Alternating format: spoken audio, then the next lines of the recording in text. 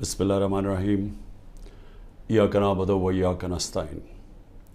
मेरे पाकिस्तानियों, आहिस्ता आहिस्ता हमें पता चल रहा है, हमें डिटेल्स आ रही हैं, हमें पूरी कहानी समझ आ रही है कि कितने पाकिस्तानी थे जो कि वो किश्ती जो चली थी सीरिया से और जो ग्रीस यानी यूनान के करीब जाके वो जो किश्ती डूबी है, हमें आहिस्ता आहिस्ता पता चल रहा है कि कितने पाकिस्तानी उसमें थे।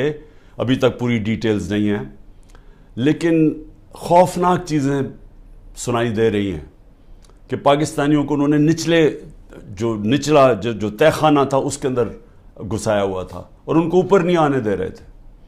और ज़्यादातर जो लगता है कि जो लोग डूबे हैं वो पाकिस्तानी थे।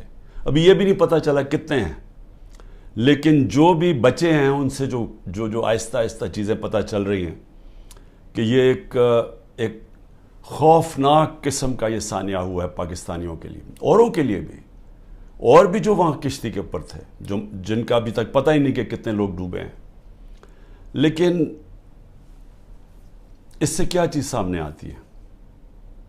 इससे ये चीज़ सामने आती है कि जो पैसे वाले लोग हैं, जो प्रोफेशनल्स हैं, जिनकी दुनिया में डिमांड है, जिनको आराम से वीज़ा मिल जाता है, उनमें से तो 9-10 लाख पाकिस्तानी मुल्क छोड़ के चले गए, क्योंकि उनको उम्मीद चली गई है कि उनको लगता है कि अब ये पाकिस्तान उधर जा रहा है कि इधर इसका कोई मुस्तकबिल नहीं है, तो वो तो मुल्क छोड़ के चले गए और वो छोड़ते जा रहे हैं जिन लोगों के पास पैसा है या वसाइल है या हुनर है या प्रोफेशन है। लेकिन जिनके पास नहीं है, जिनको वीज़े नहीं मिलते, वो इसी तरह किश्तियों पे किसी ना किसी तरह पैसा जमा करते हैं। वो उस पैसे से किसी को देते हैं कि जी हमें नाजायज़ तरीके से पहुंचा दें वहाँ। जिस तरह ये किश्ती में लोग जा रहे थे, सब नाजायज़ थे, यानी सब इलीगल थे। इनके पास किसी के पास वीज़ा नहीं था। इन सब ने पैसे दिए थे, जो दलाल होते हैं, जिन्होंने कहा कि हम आपको पार पहुंचवा देंगे। ये उन्होंने उनको पैसे दे के सारी ज़िंदगी की कईयों ने अपना पैसा जमा करके या ख़ानदान जमा करके भेजता है बाहर से पैसे कमा के वापस भेजेंगे। तो ये सारे वो लोग थे। जो दूसरे भी थे वो भी ये लोग थे। अच्छा, अब इनमें ये जो लोग जा रहे थे, ये किन मुल्कों से जाते हैं? सवाल हम अपने आप से पूछें कि ये कौन से मुल्क हैं जिधर इतने बुरे हालात हैं कि लोग अपना घर छोड़ के सारा पैसा इकट्ठा करके ख़ानदान इनको बाहर भेजता है। वो कौन से मुल्क हैं? ये वो मुल्क हैं जिधर या तो जंगें चल रही हैं, और जब जंग होती है तो कानून सब ख़त्म हो जाता है, कारोबार ख़त्म हो जाता है, वो उस मुल्क को छोड़ के निकलते हैं। जिस तरह अभी सूडान में आपस में खाना जंगी है, तो लोग छोड़ के जा रहे हैं, लाखों लोग जा रहे हैं वहाँ से।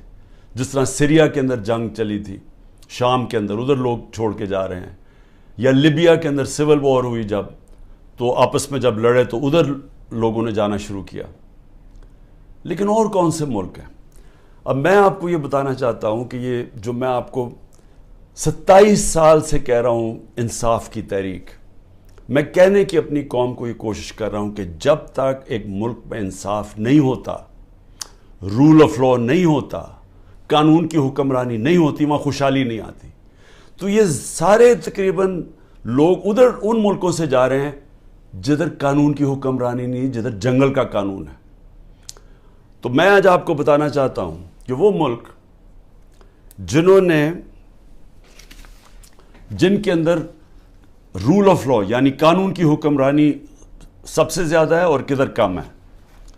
तो पहले तो मैं आपको पहले 15 मुल्क आपको बता दूं कि जिधर कानून की हुक्मरानी सबसे ज़्यादा है और जिधर लोग छोड़ के उन मुल्कों पे जा रहे हैं, यानी गरीब मुल्कों से अमीर मुल्कों में किन मुल्कों पे जा रहे हैं। इनमें मुल्क हैं डेनमार्क, नॉर्वे, ये स्कैंडिनेविया के मुल्क हैं, स्वीडन। सबसे ज़्यादा यहाँ कानून की हुक्मरानी है या रूल ऑफ लॉ है। लोगों को पूरा इत्मीनान है उनके इंसाफ के निज़ाम पे, या इंसाफ है इन मुल्कों के अंदर, अदल और इंसाफ है। तो सबसे अमीर मुल्क ये हैं और इधर सबसे ज़्यादा इंसाफ है। तो ये इंसाफ के अंदर ये जो जितने भी मुल्क हैं, ये .90 سے لے کے .80 کے بیچ میں یہ سارے ملک ہیں، جس میں آسٹریلیا ہے، بیلجیم ہے، کینیڈا ہے، آئرلینڈ ہے، برطانیہ ہے، لگزمبرگ ہے، نیوزی لینڈ ہے، جرمنی ہے، نیدرلینڈز ہے. یہ سارے وہ ملک ہیں، اور امریکہ، جن کی جو یہ رول آف لا انڈیکس میں سب سے اوپر ہے. تو یہ وہ ملک ہیں جس کی طرف یہ لوگ کشتیوں میں اپنی جانیں خطرے میں ڈال کے یہ ان ملکوں کی طرف جاتا ہے.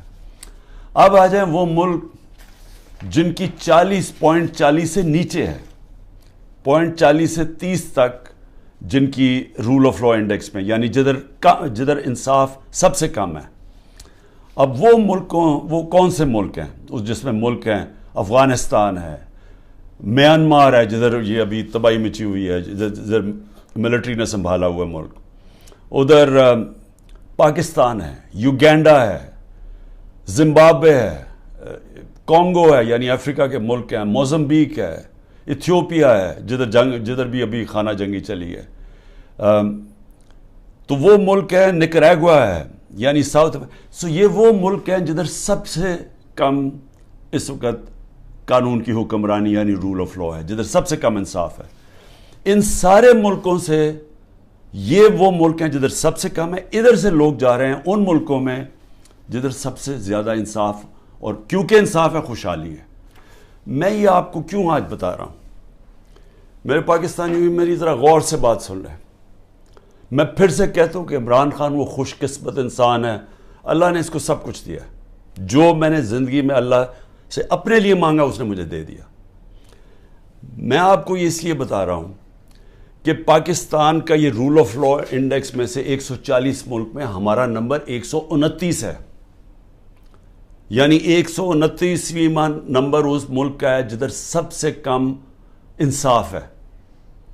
اب یہ سوچ لیں کہ یہ انڈیکس ادھر کا ہے جب سے یہ 9 مئی کے بعد مکمل طور پہ یہاں قانون کی دھجیاں اڑائی گئی ہیں. 9 مئی کے بعد پاکستان میں وہ بہانہ مار کے، اور میں انشاءاللہ جب بھی اللہ موقع دے گا میں یہ ثابت کروں گا، کیونکہ اب تو مجھے ڈیٹیلز آ گئی ہیں ساری، کہ ہمارے اندر لوگ گھسائے ہوئے تھے جنہوں نے یہ پلان کر کے یہ آگے لگائی ہیں. اور یہ ہر جگہ سے ایک ہی آواز ہے، یہ ہمارے لوگ نہیں تھے.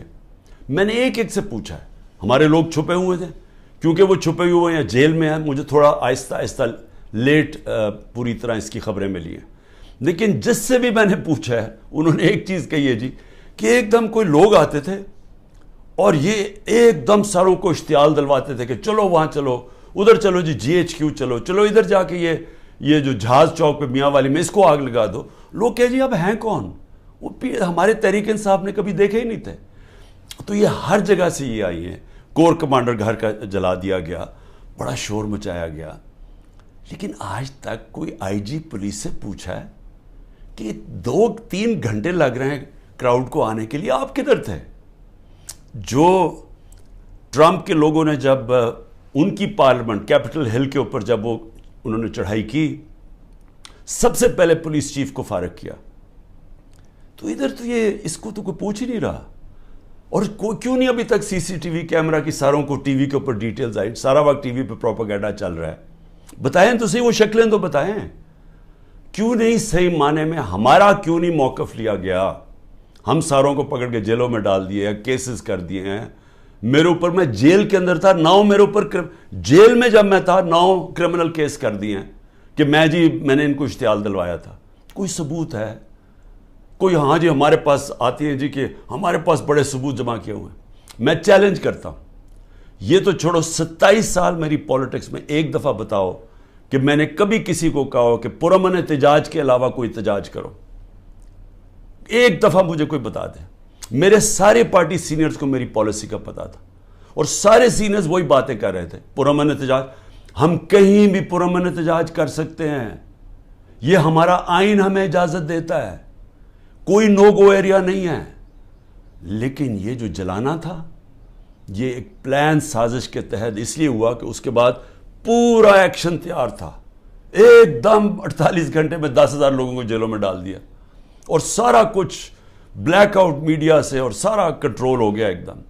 تو جو پہلے سے پلان بنا ہوا تھا وہ موقع مل گیا کہ ایک دم اس موقع کا فائدہ اٹھاتے ہوئے ایک دم لوگوں کو انہوں نے پارٹی کو ختم کرنے کے لیے پورا پلان بنا ہوا تھا. لیکن میں آج آپ سب سے کیوں یہ بات کرنا چاہتا ہوں, دیکھیں جس طرف ہم اب نکل گئے ہیں نا, آپ یقین کریں اس ملک کا کوئی مستقبل نہیں ہے. میں اپنے ملک کے لیے اب کہہ رہا ہوں, میں نے بڑی کوشش کی ہے اسٹیبلشمنٹ کو اور آرمی چیف کو پیغام دینے کے لیے, لیکن وہ شاید یہ سمجھتے ہوں کہ میں کو کمزور ہو گیا ہوں, میں کو گھبرا گیا ہوں, یا میرے کیونکہ لوگ نہیں ہیں میرے یہ سارے اندر, مجھے اکیلا کیا ہوا ہے, تو شاید میں اس لیے کہہ رہا ہوں. میں آپ سے نہیں, جب سے میں حکومت سے گیا ہوں تب سے میں لگا ہوا ہوں کہنے کہ ہمارے ساتھ بات چیت کرو. 2 دفعہ جنرل باجوہ سے میں ملا بات چیت کرنے کے لیے. میں نے اپنی ٹیم بنائی جنہوں نے جا کے جنرل باجوہ سے میٹنگ کی کہ اس کا راستہ نکالو. میں پاکستان کی بات کر رہا تھا کہ ملک کے لیے کیا بہتری ہے, تو کوئی یہ نہ سمجھے کہ میں ایک کمزوری میں بات کر رہا ہوں. مجھے خوف آ گیا ہے کہ یہ میرا ملک تباہ ہو رہا ہے, اور میں واضح کر دوں میں نے کبھی یہ ملک چھوڑ کے نہیں جانا. مجھے کوئی کہے کہ جی آپ کوئی باہر چلے جائیں, کوئی ڈیل کر لیں, میں حقیقی آزادی کی جد و جہد 27 سال سے کر رہا ہوں. میں ڈیلز کرنے کے لیے نہیں کر رہا کہ جی اگر یہ کریں تو ہم آپ کو آگے وزیر اعظم بنا دیں گے, یہ کر دیں گے. میں یہ وزیر اعظم کے لیے نہیں کر رہا, میں ایک اپنے ملک کے اور اپنے ملک کے بچوں کے مستقبل کے لیے کر رہا ہوں. میں باتیں بھی آپ کے لیے اس لیے کہتا ہوں کہ ڈائیلاگ کرو, کیونکہ جس طرف یہ نکل گئے ہیں یہاں تو آگے اندھیرا ہے. یہ حالات ہیں کہ کل کوئی بچے آئے, سوشل میڈیا کے بچے 20-30 لڑکے آئے, وہ جیسے باہر نکلے پکڑ کے ان کو جیل میں ڈال دیا. کس قانون کے تحت بتائیں, کس قانون کے تحت؟ پہلے تو آپ کہہ سکتے تھے نا جی کہ یہ ہمیں جی وہ کچھ جیو فینسنگ میں نظر آئے ہیں, آپ کو تو پتہ ہی نہیں ہے لڑکے کون ہیں, پکڑ کے سیدھا جیل میں لے گئے. میرے وکیل عزیر بھنڈاری جو کہ سینئر ایڈوکیٹ ہیں سپریم کورٹ کے, ان سے میں نے ملٹری کورٹس کے اوپر میٹنگ کی کہ یہ ملٹری کورٹس کو میں چیلنج کرنا چاہیے کہ بالکل دنیا میں مذاق اڑا ہے پاکستان کا, کبھی جمہوریت کے اندر بھی ملٹری کورٹ آئے ہیں, اور وہ یہاں سے باہر نکلے اس کو اٹھا کے لے گئے, اس کو اور اس کو ڈرائیور کو.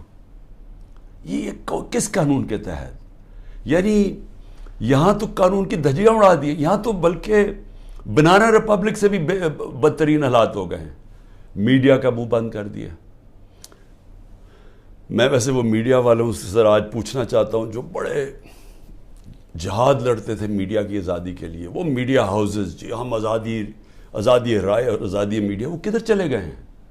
چپ کر کے دم دبا کے سر بیٹھ گئے ہیں کہ سارا اس وقت عمران خان کا نام نہیں آنا چاہیے میڈیا کے اوپر, وہ پتہ نہیں کتنا خطرناک دہشت گرد ہے. اس کے بعد جو جوڈیشری کے اوپر پریشر ڈالا ہے, جس طرح کی دھمکیاں ججز کو دی جا رہی ہیں, ہمیں فرسٹ ہینڈ پتہ ہے کہ ججز سے کیا کیا جا رہا ہے. جو جج لائن میں نہیں اس کے اوپر میڈیا اس کی ٹرائل شروع کر دیتے ہیں, اس کے اوپر ہر قسم کرپشن کیسز ہر چیزیں اٹھاتے ہیں. ان کے ایک اب میں بتاؤں سینئر سپریم کورٹ کے جج کے ان کے لوگ اٹھا کے لے گئے, ان کے نوکر کو اٹھا کے لے گئے. تو ان کے اوپر بھی پریشر ڈالا ہوا ہے کسی طرح ان کا منہ بند ہو جائے. ہر قسم کا پریشر ڈالا ہے کہ وہ بھی لائن میں آ جائیں کہ یہ اس ملک کے اندر مکمل طور پہ آمریت قائم ہو جائے, کسی کی جرت نہ ہو. خوف کی فضا اتنی ہے, سب ڈرے ہوئے لوگ کہ جی اب پتہ نہیں کس کا گھر رات کو توڑا جائے گا, گھس جائیں گے اندر پولیس. اچھا پولیس بھی عام سادہ کپڑوں میں آتے ہیں, شلوار قمیض میں آتے ہیں, بندوقیں پکڑ کے اندر گھس جاتے ہیں, چیزیں توڑ کے چلے جاتے ہیں, لوٹ کے چلے جاتے ہیں. پولیس لوٹ رہی ہے. پولیس کو سوچے کیا حال کر رہے ہیں کہ آپ یہ پولیس سے جو یہ کام کروا رہے ہیں, کیا پولیس اپنے یہ کام نہیں کرے گی؟ اور کیا اس سے یہ واضح ہوتا ہے کہ کیا عام غریب آدمی اس کے گھروں میں تو یہ عام ہوتا ہوگا. میں اپنی پارٹی کو یہ بار بار کہتا ہوں کہ آپ دیکھو جو ہمارے پہ گزر رہی ہے, اس ملک کے کمزور پہ ہر روز ایسے ہوتے ہیں جب بھی اس کا طاقتور سے ٹاکرا ہوتا ہے. سوچیں انٹیریئر سندھ میں کیا ہو رہا ہے, جو یہ زرداری کرتا ہے لوگوں سے, تو یہی تو کرتا ہے وہ ان سے, لوگوں کو غلام بنانے کے لیے. یہی تو دہشت گردی ہے. FIR کٹوا دی, مارے پڑوا دی, اغوا کر دیا, مروا دیا. تو یہ تو وہ بھی کرتا ہے. یہاں بھی ایک وہی فضا بنائی ہوئی ہے کہ جی کسی ٹائم کے کسی گھر پہ آ جائیں گے. عورتوں کی نا پرواہ ہے, چادر اور چار دیواری کی بے حرمتی کی جا رہی ہے. یہ شرم کی بات ہے کہ ہمارے وہ سینئر جرنلسٹ جن کی کریڈیبلٹی ہے, دنیا عزت کرتی ہے, قوم ان کو مانتی ہے, وہ ملک سے 4-5 ملک سے باہر بھاگ گئے, ان کو باہر بھگوا دیے. ارشد شریف کے ساتھ جو انہوں نے کیا, جتنا شاید ہی اس ملک میں ایسا دلیر اور ایک محب وطن صحافی تھا, ایک انویسٹیگیٹر جو محنت کرتا تھا, اس سے جو کیا کیا گیا. عمران ریاض یوٹیوب میں سب سے بڑی فالوئنگ جس کی ہے, اس کا مطلب کہ قوم اس کو سنتی تھی, قوم مانتی تھی اس کی بات میں. وہ ابھی تک مہینے سے اوپر ہو گیا ہے, اس کے بیوی بچوں کی کوئی فکر ہے کہ ان کے اوپر کیا گزر رہی ہے, غائب ہوا ہے. اور ہماری پولیس کیا کر رہی ہے, آپ کا جی جیو فینسنگ میں نام آ گیا, ذرا ادھر آئے نا, آپ جیل میں جائیں گے. اچھا وہ آگے سے, اچھا جی 15 لاکھ روپے نکالو. 15 لاکھ سے شروع ہوتے ہیں, کوئی 10 لاکھ پہ یہ بات مان لیتے ہیں. یہ پیسے بنا رہے ہیں آپ. جب آپ نے ملک میں جنگل کا قانون لیا ہے تو جو طاقتور ہے وہ ہر قسم کا کمزور پہ ظلم کر رہا ہے, کیونکہ آپ نے دروازے کھول دیے, موقع دے دیا سب کو, صرف اور صرف خوف پھیلانے کے لیے. اور مقصد کیا ہے کہ کسی طرح عمران خان کے اوپر کانٹا ڈالا ہوا ہے, اب اس نے نہیں آنا. اور اگر تحریک انصاف بھی آئے گی تو وہ سکڑ کے ایک چھوٹی سی جماعت لے کے آنی ہے, تاکہ اس ملک میں وہ کھچڑی پکی رہے اور جناب اسٹیبلشمنٹ کا کنٹرول ہو جائے. دیکھیں, میں صرف ایک تاریخ کا اسٹوڈنٹ ہوتے ہوئے, میں نے اپنی یونیورسٹی میں بھی یہی پڑھا تھا, میں صرف آپ کو, اپنی قوم کو, آپ کو یہ مثال دینا چاہتا ہوں کہ جدھر یہ ہم اب پہنچ گئے ہیں اور آگے لے کے جا رہے ہیں, ان ملکوں کا حال کیا ہوتا ہے.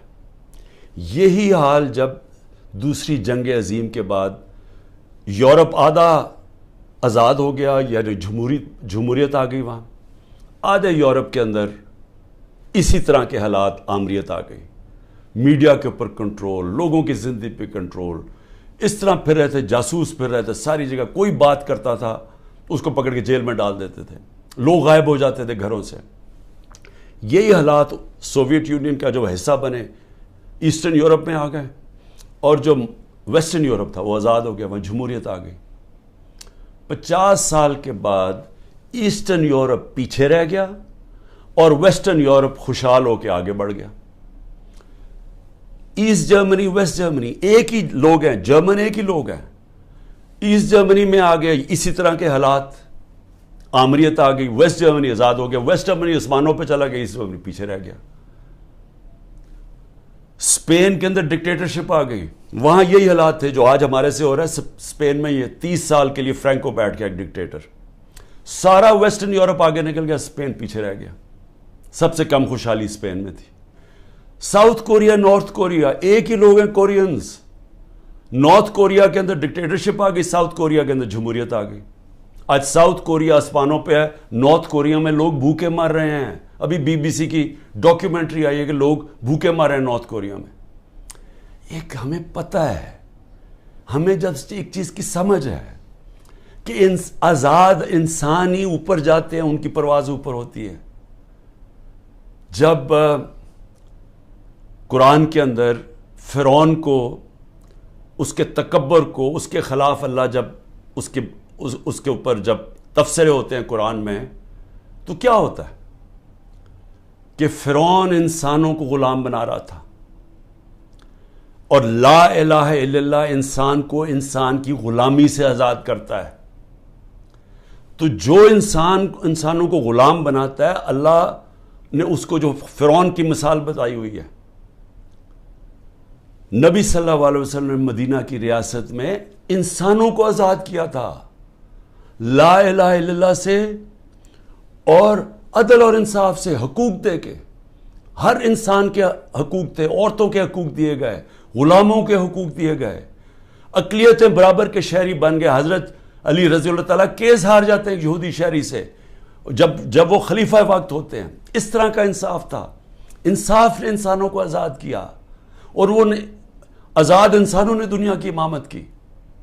تو یہاں تو الٹا جا رہا ہے, یہاں تو انسانوں کو غلام بنایا جا رہا ہے کہ گھروں میں تم اگر یہ بات نہیں مانو گے تمہیں ماریں گے, تمہیں یہ کریں گے, تمہیں اٹھا لیں گے, تم نہیں ہو تو تمہارے رشتہ داروں کو اٹھا دیں گے.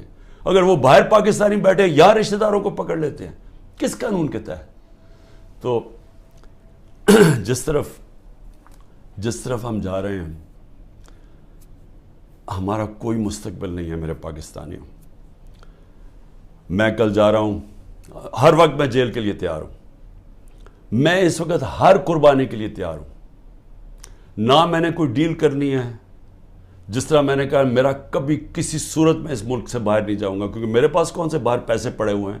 تو میرا تو ملک یہ ہے, میں تو سب کچھ بیچ کے اس ملک میں آیا ہوں. میں تو کشتیاں میں نے ہمیشہ فیصلہ کیا تھا کہ یہ میرا گھر ہے, ادھر میرا جینا مرنا ہے. کسی صورت نہ جانا ہے, نہ میں نے کوئی ڈیل کرنی ہے کہ جی -1 کر لو. میں اس لیے تو نہیں پالیٹکس میں آیا تھا, میں تو حقیقی آزادی کے لیے آیا تھا. میں تو یہ اگر ڈیلز کرنی ہوتی بہت پہلے ڈیلز کر لیتا. میری جد و جہد رہے گی جب تک میرا ملک حقیقی طور پہ آزاد نہیں ہوتا, اور اس کے لیے جیل کے لیے بھی تیار ہوں. کل میں جا رہا ہوں, کوئی 19 میری بیلز ہیں. ایک کسی نے جج نے پریشر میں آ کے کینسل کیا, حالانکہ کیس ہے, بوگس کیسز ہیں سارے, لیکن ایک نے فیصلہ کرنے کے جی بیل کینسل کر دیا ہے, جیل میں چلا جاؤں گا. اس کے لیے بھی تیار ہوں, تیاری کر کے جاؤں گا. وہ نہیں جاؤں گا تو کوئٹہ میں کیس کر دیا. سوچیں, سارے لوگوں کو پتا ہے کہ وہ خاندانی دشمنی تھی. ابھی قتل ہوتا ہے تو 4 گھنٹے کے بعد جناب لا منسٹر کہتے ہیں عمران خان نے قتل کر دیا. یہ اسی طرح ہے جب وہ میرے اوپر جب وہ گولی چلائی تھی اس نے, شوٹر نے, نوید نے, تو ابھی چند منٹوں کے بعد ڈی پی او کے فون سے وہ ساروں کو میسج چلی جاتی ہے, جی میں دینی, یعنی کہ وہ دینی انتہا پسند ہے, عمران خان نے دین کی توہین کی یا کیا, وہ پہلے سے پتا تھا. یہ بالکل وہی ہے. 4 گھنٹے, اس کے 40 گھنٹے کے بعد ایف آئی آر کٹتی ہے. ایف آئی آر 40 گھنٹے کے بعد کٹتی ہے. 4 گھنٹے کے بعد جناب لا منسٹر کہتے ہیں عمران خان نے مار دیا اس کا. جس طرح عمران خان کو بڑا کوئی خطرہ تھا اس کیس سے, یا اس نے کوئی پہلے بڑے قتل کیے, 150 تو کیسز اور تھے. تو یہ پہلے سے پلان کیا ہوا, کسی نہ کسی کیس میں مجھے پتا ہے کہ انہوں نے, میں جیل میں چلا جاؤں گا, لڑوں گا یہی کیس لے کے, کوئی ملک نہیں چھوڑوں گا, کیس سارے لڑوں گا. لیکن میں اپنی قوم کو ایک پیغام دینا چاہتا ہوں. دیکھیں, یہ آپ کا بہت بڑا امتحان ہے. اللہ نے آپ کو بڑے امتحان میں ڈالا ہوا ہے. قرآن میں وہ کہتا ہے میں بار بار تمہارے ایمان کو مشکلوں سے آزماؤں گا. یہ ٹائم ہے آپ کا, اب ایمان آزمایا جا رہا ہے. زندگی موت اللہ کے ہاتھ میں ہے. میری طاقت کدھر سے آتی ہے؟ مجھے پورا ایمان ہے کہ جب اللہ نے فیصلہ کیا میں نے جانا ہے, کوئی مجھے روک نہیں سکتا. اور اس نے جو مجھے 2 دفعہ بچایا ہے, انہوں نے جو قتل کرنے کی کوشش کی, کیونکہ اس نے بچایا ہے, اس کا فیصلہ تھا, میں نے ابھی نہیں جانا. میرا ایمان ہے, عزت ذلت اس کے ہاتھ میں. جو مرضی پروپیگنڈا کریں, ٹی وی میں گند اٹھا لیں, نہیں ذلیل کر سکتے, کیونکہ اللہ نے اپنے ہاتھ میں رکھا ہو. اور رزق اللہ کے ہاتھ میں. جو لوگوں کے گھر توڑے جا رہے ہیں, فیکٹریاں بند کر رہے ہیں, بزنسز بند کر رہے ہیں, اور سوچیں بزنسز بند کر رہے ہیں, کون پاکستان میں پیسے انویسٹ کرے گا؟ مجھے بتائے نا.